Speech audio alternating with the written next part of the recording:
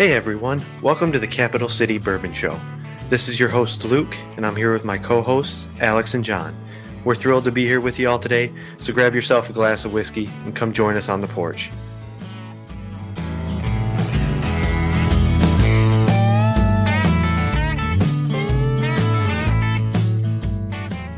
Hey everyone, welcome back to the porch. It is always sunny here in Tallahassee, so Alex and I are thrilled to be here with you all today. Unfortunately, John could not come here with us today. He's here in spirit, though. But fortunately, as we were coming out to the porch this afternoon, we bumped into our good friend, Adam Hanley. Adam is a spirits enthusiast. He's an experienced whiskey drinker. He's a cocktail guru, and he's a longtime member of the MSL Barrel team. We're glad you could be here with us, Adam.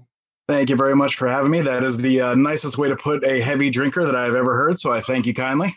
Hey, we all fall into that category. It's good company to be in. Thank you. Well, you know, it's such a nice day out on the porch, and we have another great guest with us today. And this is someone who was kind enough to bring some great whiskey with him today. And I'm personally very excited because this is really out of my wheelhouse. Our listeners probably know I'm a bourbon, rye, American whiskey guy. And today we're going to be stepping into the world of Scotch. I think more particularly Islay Scotch. And this is something I don't know a lot about, and I'm excited to learn. And, you know, frankly, I'm just excited because there's nothing better than sharing whiskey with good friends. So, gentlemen, please join me in welcoming to the porch the National Brand Ambassador for Ardbeg Scotch, Cameron George. Cameron, thanks for joining us. Awesome. Thank you very much for having me. I'm very excited to be with you, gents. Very eloquent in the way that you described Adam's drinking habits over there. So that's any indicator that we're going to have a great time. It's always a good time on the porch.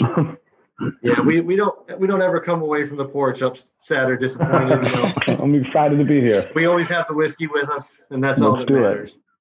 So, Cameron, as I mentioned, you brought 3 great whiskeys with you today, and we're going to learn all about these, and we're going to taste them. But before we dive into the whiskey, wanted to just hear a little bit about you and your whiskey journey and how you got started with Ardbeg. Yeah, absolutely. You know, I think with Ardbeg and I, it was destined to be. My first travel abroad, you know, when I was a kid, when 11 years old, was actually to Scotland. Although we didn't visit Islay, we did visit another string of islands, which are called the Shetland Isles. Scotland is covered by about 20% peat. So I remember as a little kid actually being out on the Shetland Isles visiting for actually a wedding. It was the reason that we were out there. I remember being this 11-year-old and, you know, being rambunctious and being sent outside to go play and finding what I thought was just a puddle of mud and, you know, stomping around on it and getting it in my hands and whatnot, and later learning that was peat, and that not only was it wonderful to play in, but it's also a fuel source and a way of life in Scotland. And I found that as I became very well acquainted with the island of Islay, that this very much so was true over there as well. That it was a fuel source, that it was, you know, a method of heating your home, of cooking your food, and also of preparing your malted barley for production for whiskey purposes as well. So even though, you know, at that time as an 11-year-old, I had no idea that I would be diving headfirst into the world of whiskey, my appreciation for the culture of Scotland and my appreciation for the fuel source of peat, those two things came to me at a very young age. Who knew that I would channel those towards whiskey and speaking about whiskey at an older age. That's pretty cool. I didn't know that about peat. Mm-hmm. You know, it's really interesting. You know, peat is essentially just decomposing plant matter. Right. So when you want to have a conversation of like provenance or terroir, it actually really begins with peat when you're talking about heavily peated whiskeys. Malted barley, again, you know, it is a really cool conversation to be able to have, about like where something is grown. But malted barley has I guess it's green malt, so it's unmalted barley at that point. Just barley has a relatively short growing season or cycle, so it doesn't really you don't really get to have the conversation about like, well, how does that sense of place influence this ingredient?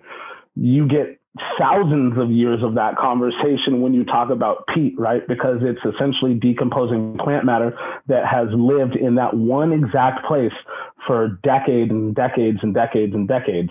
So when you want to talk about taste of a single place, I think that conversation really starts with peat, which is literally the earth there.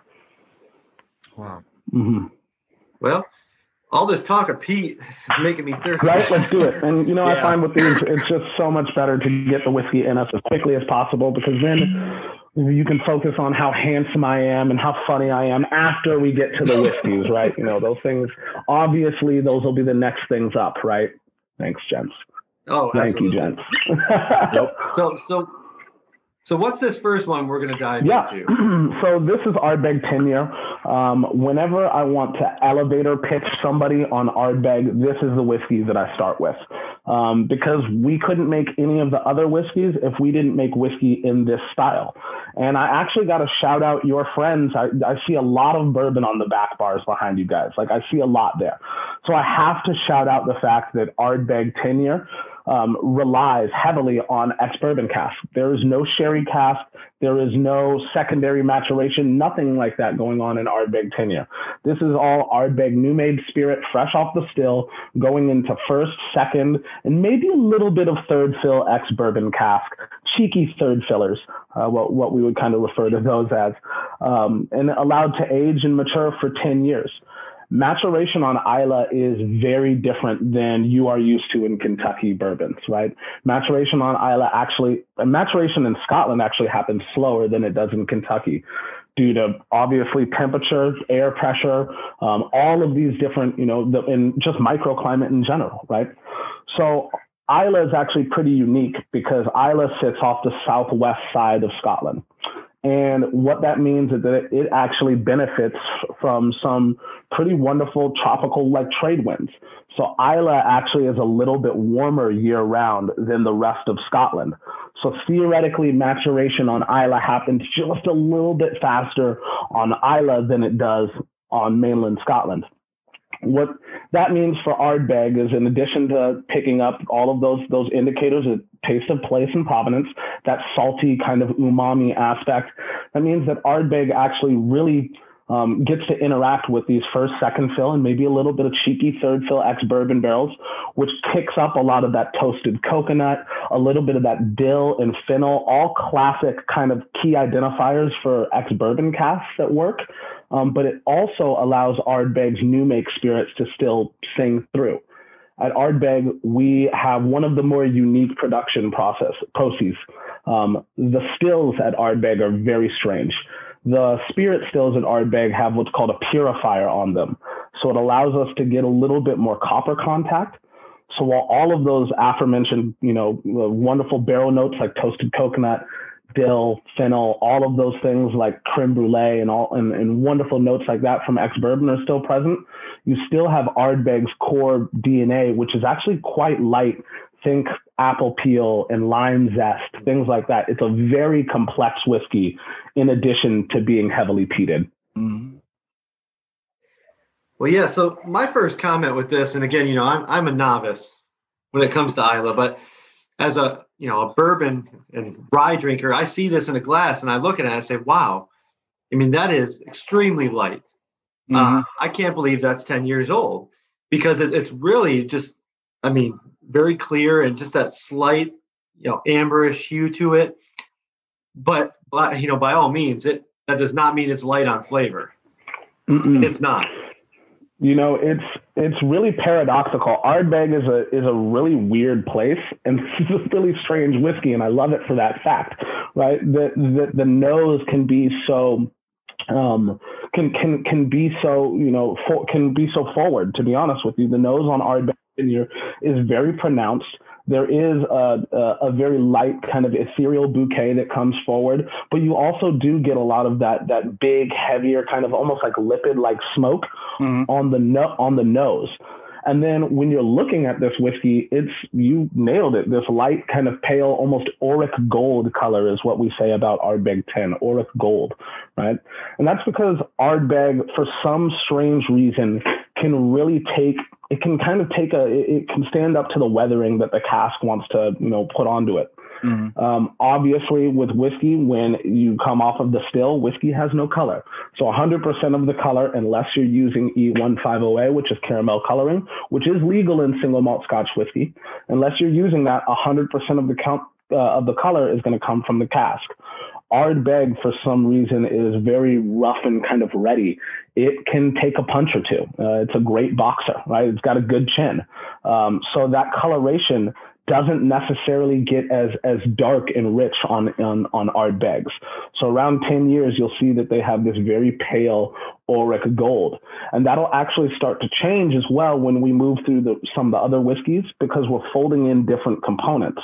Remember, I said Ardbeg 10 is kind of the heartbeat for all whiskeys coming from Ardbeg. We couldn't make Wee Beastie or Anno if we didn't make, whiskey that was aged in first, second fill, maybe cheeky little third fill ex-bourbon cask. We couldn't make whiskeys if we didn't focus on making whiskey in this style first. Because at Ardbeg, we don't finish whiskeys, we assemble them. So when we move into whiskey number 2, which will be Wee Beastie, that's ex-bourbon cask plus some whiskey that was wholly matured in Oloroso sherry cask. And now you'll see the color start to deepen a little bit and pivot. It's really, really interesting the way that we highlight different elements of Ardbeg's kind of core nature. I don't think smoke is really a flavor, but it's a great vehicle. So the 5 flavors that I think are really pronounced when we look at smoke are going to be herbal, or herbal, as they like to say in the UK. They always make fun of me because I'm such an American. I'm like, herbal. And they're like, no, it's herbal. Pronounce that herbal, right? Herbal. You'll also have savory. You'll have coal. You'll have medicinal, and you'll have wood, right? So those should be the 5 flavors that smoke should carry forward and communicate.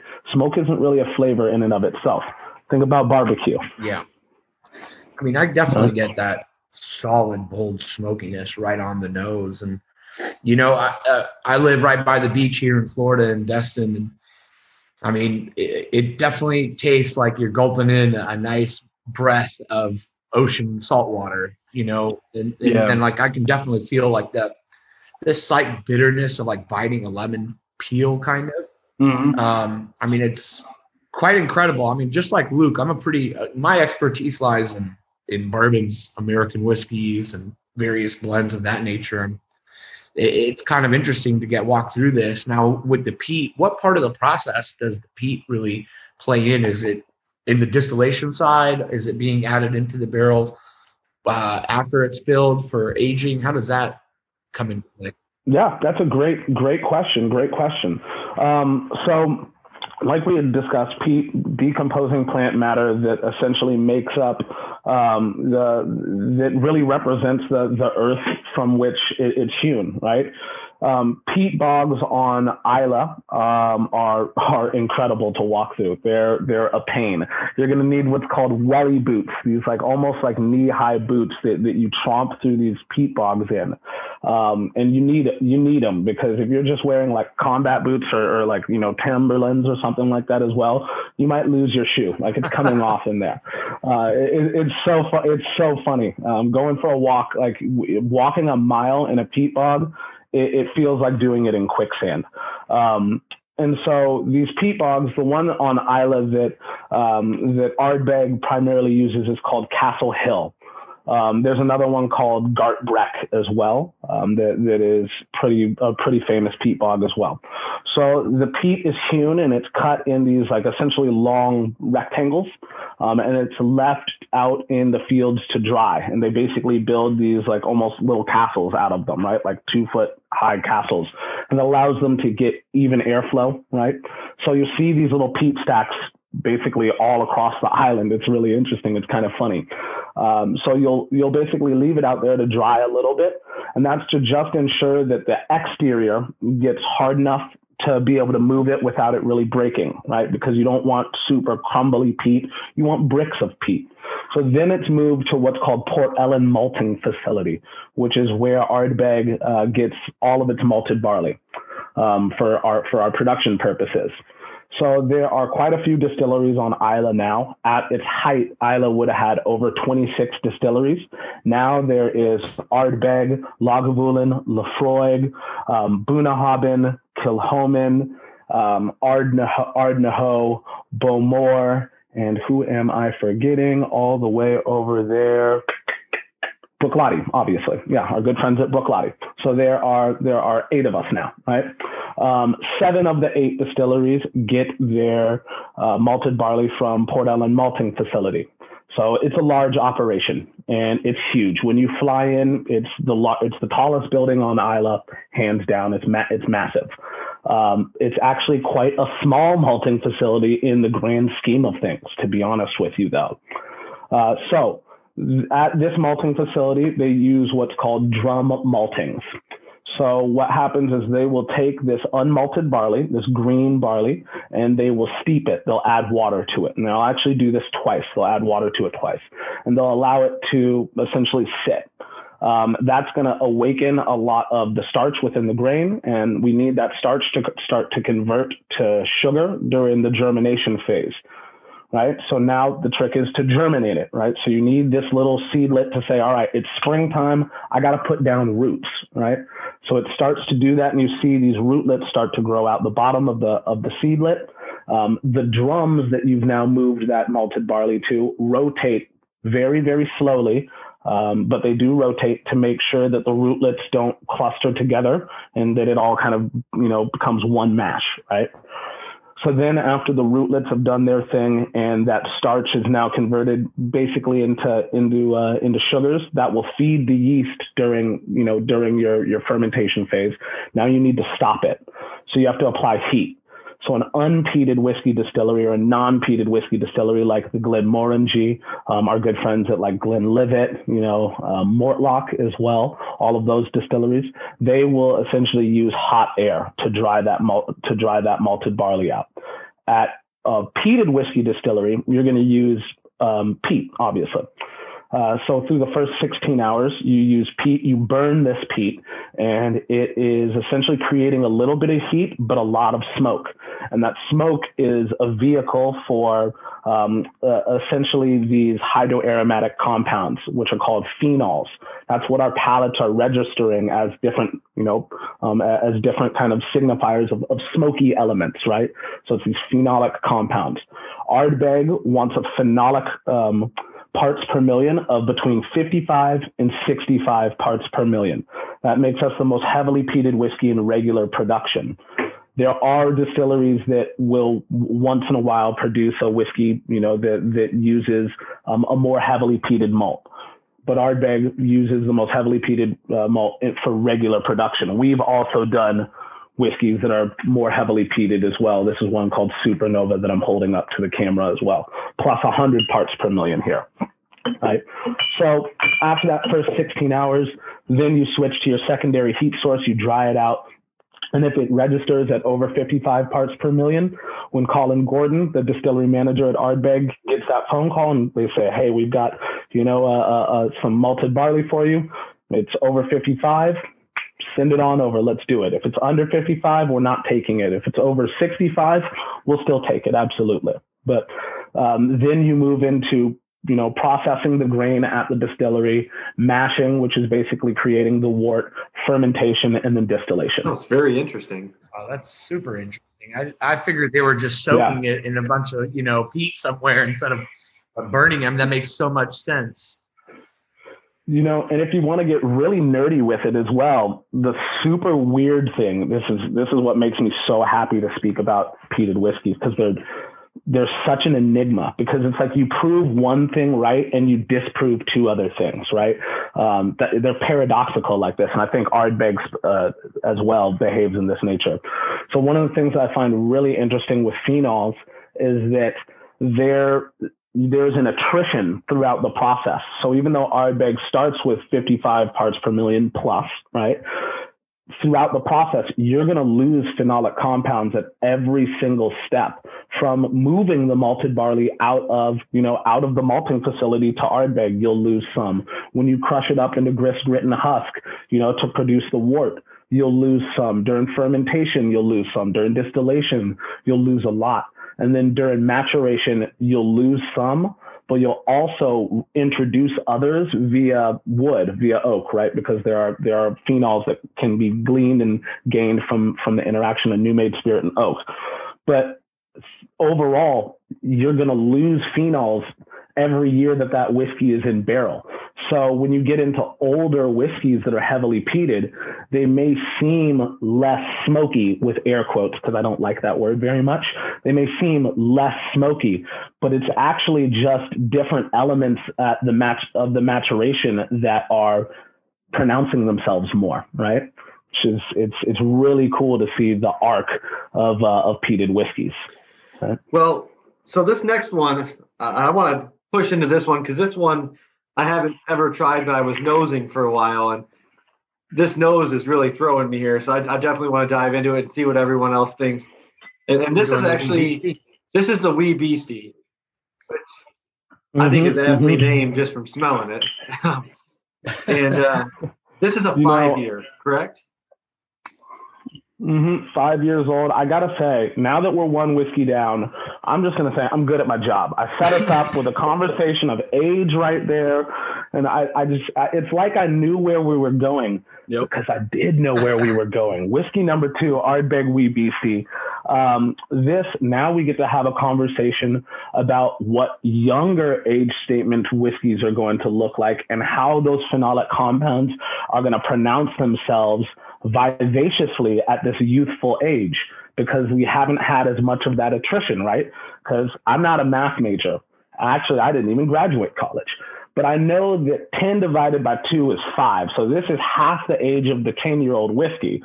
But you see that those elements of herbaceousness, those elements of that like savory aspect as well, are more pronounced on the nose than the 10-year-old whiskey. The color is even a little bit darker than the 10-year-old whiskey, right? That's super interesting. Everything in our brain tells us that shouldn't be possible, but through Ardbeg, all things are. So cheers, Slanjava. Here we go. No, that's absolutely hilarious that you said that, because I picked up both of these bottles and I was like, how is this one 5 years and it's got a deeper golder color? Yeah, and I mean, half the age. The nose is so pronounced. I mean, I'm getting some like nice butterscotch or. Yeah, it's not as thin as the 10-year. Yeah, absolutely, right? So that tells us we can make educated guesses based on. That's one of the things that I love about whiskey, is that we're equipped with so many different weapons to be able to dissect and analyze a whiskey before we even taste it, right? So right on visually on the eyes, we were like, wow, that has a darker, richer color. So we know that there has to be some sort of like modifying cask that's been used, because we know Ardbeg, an ex-bourbon cask, won't look like this after 5 years, right?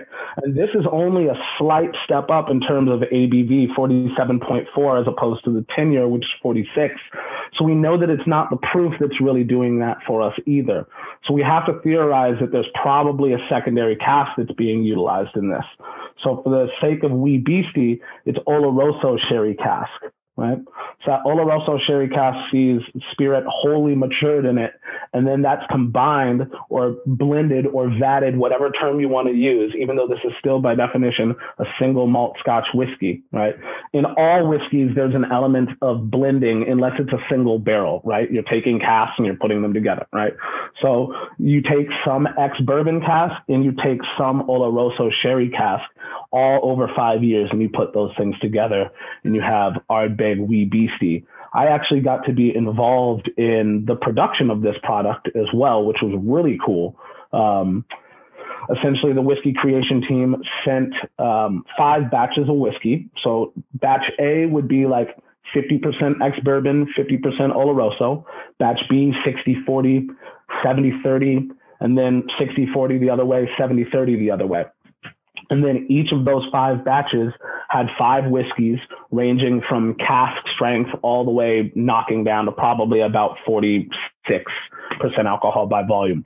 And we tasted through, eliminated outliers, and then ultimately landed on the whiskey that was Wee Beastie at about 47.4. It was probably about 48 when I tasted it.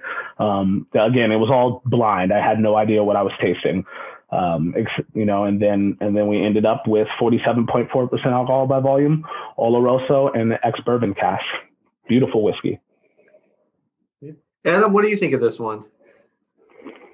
This one I like a lot in the sense that it's definitely got a heavier nose and more body. It's not as thin as the 10-year, which I think is amazing. At half the time, it's got such a rich, full body. It's definitely a more savory whiskey.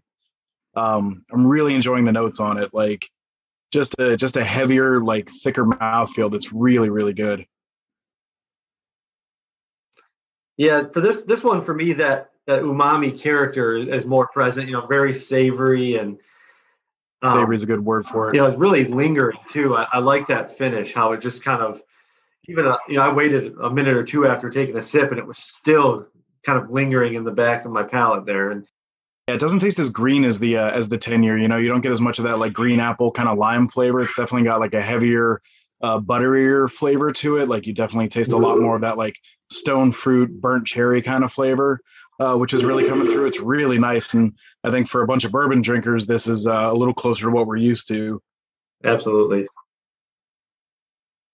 I absolutely agree. We're starting to move into that direction where, for bourbon drinkers as well, the textural kind of sensation of this should start to be a little bit more friendly as well, because there's a little bit more of a silken kind of aspect. You can feel a little bit more of the weight, which is interesting because both of these whiskeys are over 46% alcohol by volume and non-chill filtered. We don't chill filter any whiskeys at Ardbeg, and we don't add coloration to any of them as well. And so with all of the whiskeys, there should be a grippiness to them, but you're right. With the 10-year, it comes off as so much fresher and greener, and without the weight that the Wee Beastie really has pronounced to it. This is mucky. Yeah, this is mucky. Very much so. Yeah, it's a pleasant heaviness. The more I let this open up, man, it's just. You get just such a strong note of butteriness on the nose. Mm-hmm. It's kind of like somebody's just melting a bunch of butter about to cook something. I definitely wasn't expecting that flavor profile to be so prominent in a peated whiskey. Yeah, that oiliness is really pleasant. Mm-hmm. And it's really interesting, because we approach peated whiskeys as if, that's why I always like to say smoke is my least favorite word when I'm talking about these whiskeys, because there's just so much more than smoke going on here. It has to be part of the conversation, because it's part of the whiskey making, the whiskey production process. So it has to be part of the conversation, but there's so much more to peated whiskeys in general, not only Ardbeg. I just think that we do it best, obviously. But there's just so much more to peated whiskeys than just the conversation of smoke. I think you get to have a really cool conversation about the human hands that make these whiskeys as well. Ardbeg will never be an automated distillery. It has a human touch. It needs a human touch to make that distillery sing. I think you get to have really cool conversations like about fermentation at Ardbeg, all wooden washbacks, that waxiness. I can taste that in Wee Beastie. I can taste all of those things because it is so close to its point of genesis, because it's only 5 years old. Now, when you guys use like ex-bourbon casks to fill and do the aging in, since you've burnt the peat to add a lot of smokiness and this and that, like how do you guys source your barrels? Like to what level of char or toastedness? What's that process like? So we have the wonderful Dr. Bill Lumsden, who is I think the world's greatest whiskey maker. Especially I think he is the on the cutting edge of exploration as well with whiskey. I don't think anybody has done what he has done for the world of whiskey, essentially. He's World Whiskey Distiller of the Year 4 times over, I believe now. He's just absolutely incredible. And there's nobody who explores or understands the relationship between oak and new made spirit the way that Dr. Bill does. So he obsesses over it. To be honest, he absolutely obsesses over it.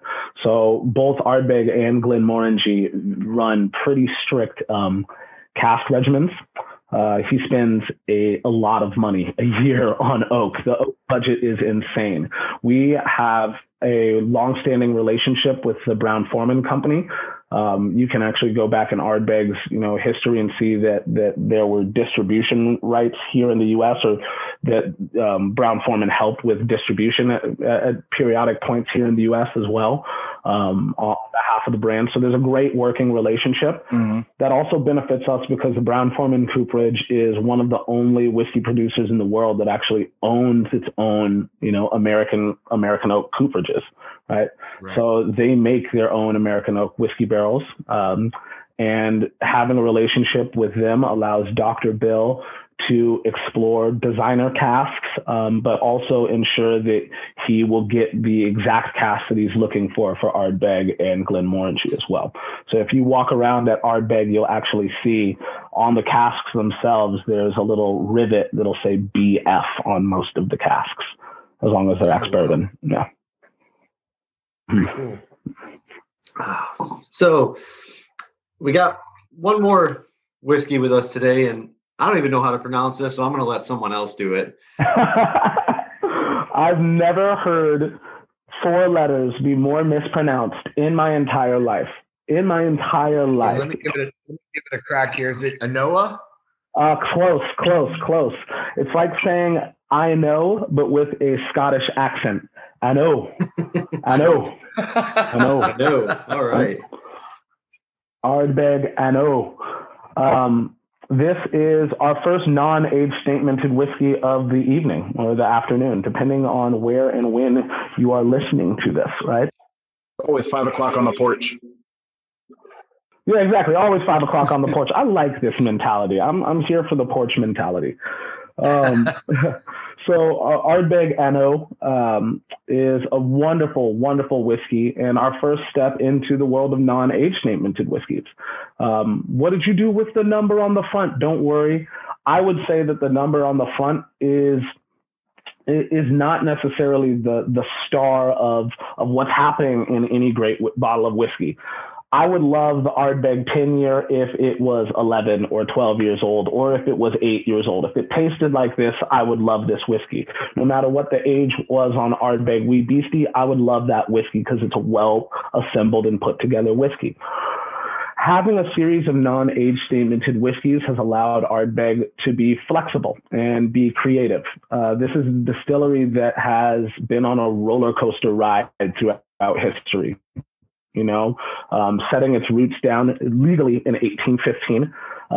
There are stories of illegal and illicit distillation happening at the distillery before it became legitimized and whatnot as well. But then by 1835, the distillery being the largest on Islay, by the mid 1850s, having to sell a little bit of a larger share back to its initial investors to basically help save the distillery.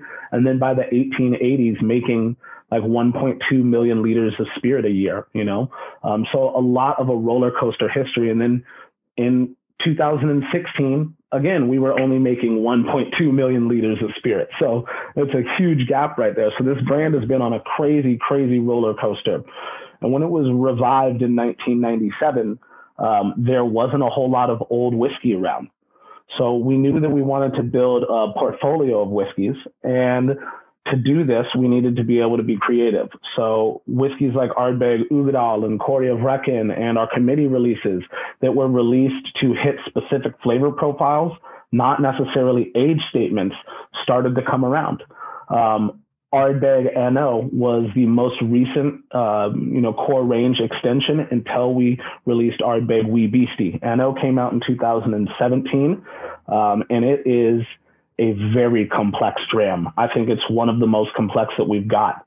Ex-bourbon cask, Pedro Jimenez sherry cask, and virgin American oak all working together. So lots of moving pieces, all of those seeing whole maturation in those casks and then coming together. Let's see if we can pick out some of the notes from each of the casks. Yeah, this is definitely a complex whiskey. Just nosing it. I'm struggling a little bit here to try pinpoint some things. I'm not gonna lie. Yeah, I mean, I absolutely agree. I mean, taking a sip, it's soft right on the front of the palate, and it's giving you the bite on the back, on the sides, and it's like, damn, there's a lot of things going on.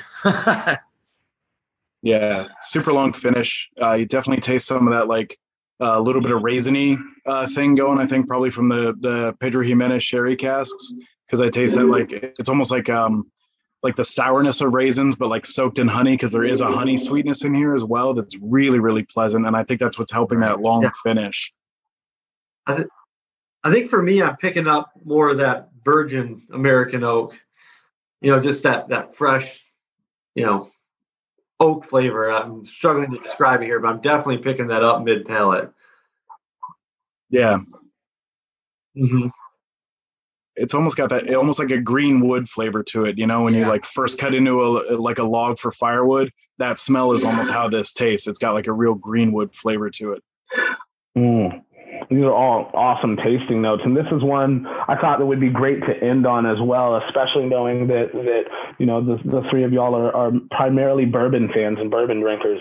This is now pivoting directly into the line and the firing line of bourbon fans, right?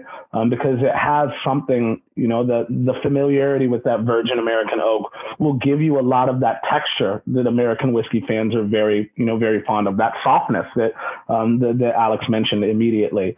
I think the fruitiness in the mid palate is reminiscent of a lot of the activity that you see happening in a lot of low rye mash bill, in a lot of low rye mash bill bourbons. So, this is us moving into, at least in terms of the way that it presents itself on the palate, into some of that direction, which I find very pleasant. Yeah, this one definitely is a dynamic spirit. I find, every sip is changing a little bit, and I'm trying to kind of take a sip of water, have a couple sips. I'm trying different variations to just see how things are kind of moving around on me. Don't be afraid to add a little bit of water as well to these whiskeys. I think adding water to whiskey it's 33% of the recipe or 25% of the recipe, or depending on who you ask, but when I add a little bit of water to this whiskey, immediately I really like the fact that I could see the luging, like a lot of those lipids start to kind of, reveal themselves right there. I really like that. On the nose now, more of the stone fruit has kind of crept forward immediately. Immediate transition there. And what was the proof on this one again? 46.6. So this sits right in between whiskeys 1 and 2, the 10-year and Wee Beastie. So I did add a drop of water there. Yeah, it's changing on me. I definitely am picking up a little more sweetness. Cameron, like you said, I think that stone fruit is jumping out a little more to me, which is very pleasant. Yeah, opens up a lot more of that honeyness. Yeah, well, once I put a couple drops in it, it's starting to show through characteristics that are very similar to various rye whiskeys. Yeah, that like spicy stone fruit thing that rye does. Yep. The kind of that slight char you get off of the grain. Mm-hmm.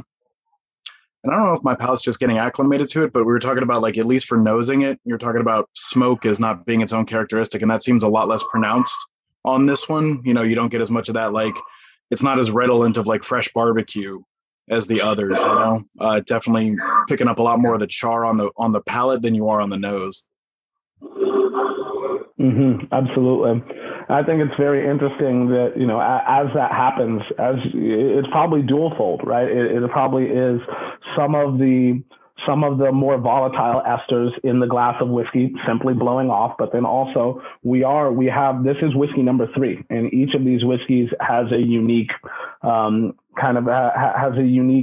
way of presenting itself. And so your palate is definitely getting more acclimated to it, which I think is part of the beauty. Now you're pushing it's like you're training for a marathon, and in training now you're also shortening the distance that you have to run at the exact same time, right? Mm-hmm. So you're becoming a better taster, which means that the next time you step into tasting and nosing these whiskeys, you already have a leg up, right?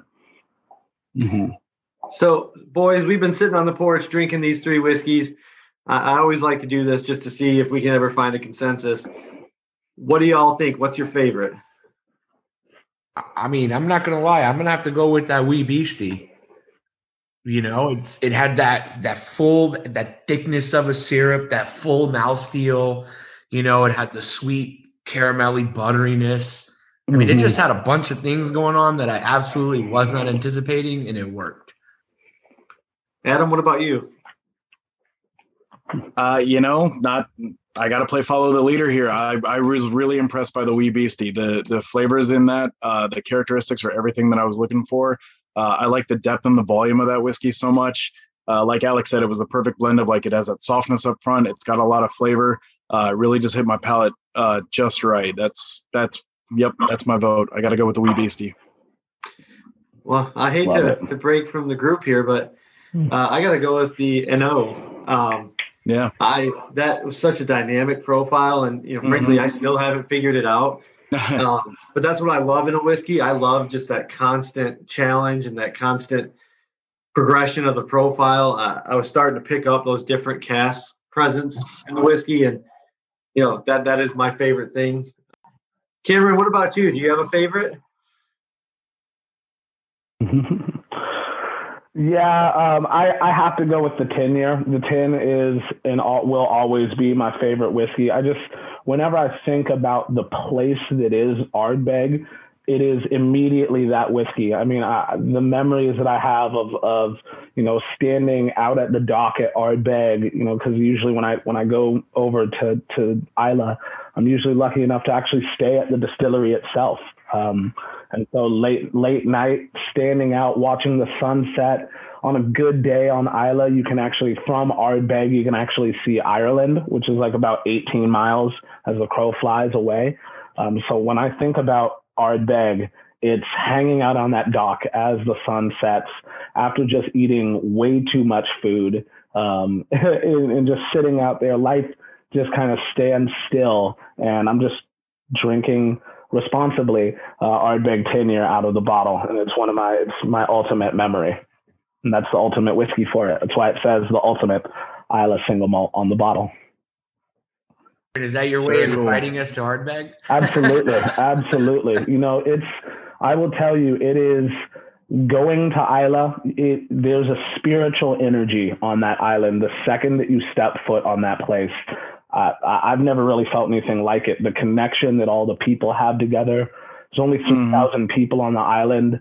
I mean, the island itself is millions of years old as well, and you can just feel the power kind of emanating under you. It's a special place.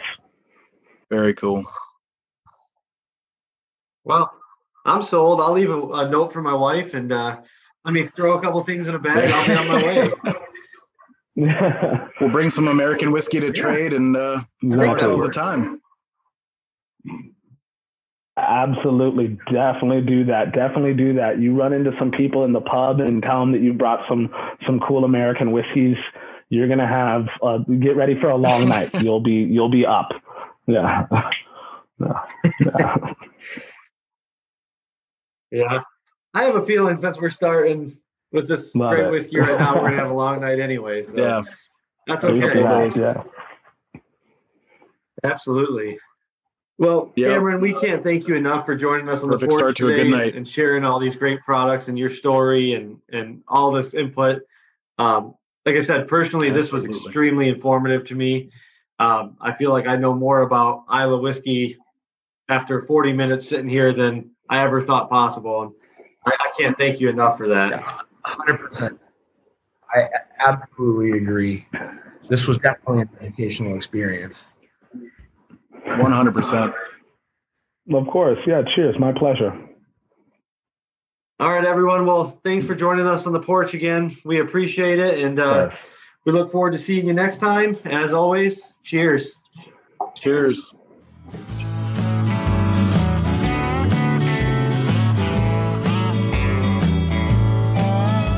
Hey everyone, thanks again for tuning in to the Capital City Bourbon Show. We have more great episodes planned for you in the future, so come back and join us on the porch. Cheers, y'all.